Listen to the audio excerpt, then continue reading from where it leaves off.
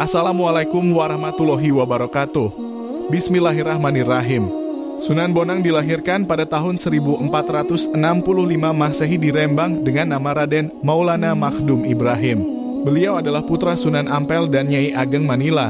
Beliau juga dikenal sebagai pengubah suluk Wijil dan tembang Tombo Ati yang masih sering dinyanyikan orang. Dalam hal pendidikan, Sunan Bonang belajar pengetahuan dan ilmu agama dari ayahandanya sendiri, yaitu Sunan Ampel. Ia belajar bersama santri-santri Sunan Ampel yang lain seperti Sunan Giri, Raden Patah, dan Raden Kusen. Selain dari Sunan Ampel, Sunan Bonang juga menuntut ilmu kepada Syekh Maulana Ishaq, yaitu sewaktu bersama-sama Raden Paku Sunan Giri ke Malaka dalam perjalanan haji ke Tanah Suci.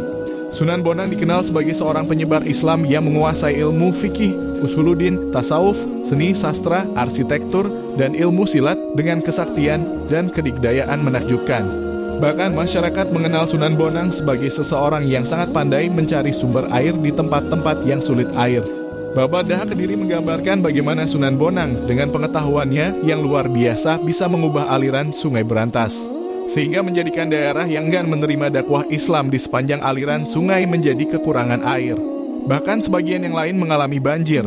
Sepanjang perdebatan dengan tokoh Butolocaya yang selalu mengecam tindakan dakwah Sunan Bonang, terlihat sekali bahwa tokoh Butolocaya itu tidak kuasa menghadapi kesaktian yang dimiliki Sunan Bonang. Demikian juga dengan tokoh Nyai Pluncing, yang kiranya seorang Bairawi penerus ajaran ilmu hitam calon arang, yang dapat dikalahkan oleh Sunan Bonang. Sunan Bonang banyak mengubah sastra berbentuk suluk atau tembang tamsil. Antara lain suluk Wijil yang dipengaruhi kitab Al-Shidik karya Abu Said Al-Khair. Sunan Bonang juga mengubah tembang Tamba Ati dalam kurung dari bahasa Jawa berarti penyembuh jiwa yang kini masih sering dinyanyikan orang. Ada pula sebuah karya sastra dalam bahasa Jawa yang dahulu diperkirakan merupakan karya Sunan Bonang dan oleh ilmuwan Belanda seperti Strieke disebut Haiteboek van Bonang atau buku dalam kurung Sunan Bonang. Tetapi oleh G.W.J. Drewes, seorang pakar Belanda lainnya, dianggap bukan karya Sunan Bonang, melainkan dianggapkan sebagai karyanya. Dia juga menulis sebuah kitab yang berisikan tentang ilmu tasawuf berjudul Tanbihul Ghafilin. Kitab setebal 234 halaman ini sudah sangat populer di kalangan para santri. Sunan Bonang juga mengubah gamelan Jawa yang saat itu kental dengan estetika Hindu dengan memberi nuansa baru. Dialah yang menjadi kreator gamelan Jawa seperti sekarang dengan menambahkan instrumen bonang. Gubahannya ketika itu memiliki nuansa zikir yang mendorong kecintaan pada kehidupan transendental dalam kurung alam malakut. Tembang Tombo Ati adalah salah satu karya Sunan Bonang. Dalam pentas pewayangan, Sunan Bonang adalah dalang yang piawai membius penontonnya. Kegemarannya adalah mengubah lakon dan memasukkan tafsir khas Islam. Kisah perseteruan Pandawa Kurawa Sunan Bonang juga terkenal dalam hal ilmu kebatinannya.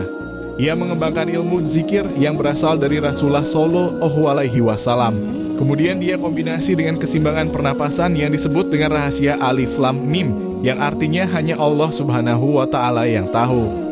Sunan Bonang juga menciptakan gerakan-gerakan fisik atau jurus yang dia ambil dari seni bentuk huruf hijaiyah yang berjumlah 28 huruf dimulai dari huruf alif dan diakhiri huruf ya.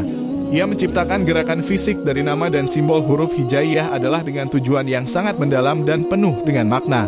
Secara awam penulis artikannya itu mengajak murid-muridnya untuk menghafal huruf-huruf hijaiyah dan nantinya setelah mencapai tingkatnya diharuskan bisa baca dan memahami isi Al-Quran. Penekanan keilmuan yang diciptakan Sunan Bonang adalah mengajak murid-muridnya untuk melakukan sujud atau sholat dan zikir. Hingga sekarang ilmu yang diciptakan oleh Sunan Bonang masih dilestarikan di Indonesia oleh generasinya dan diorganisasikan dengan nama Padepokan Ilmu Sujud Tenaga dalam Silat Tauhid Indonesia. Terima kasih sudah menonton video ini. Jangan lupa untuk memberikan like dan subscribe.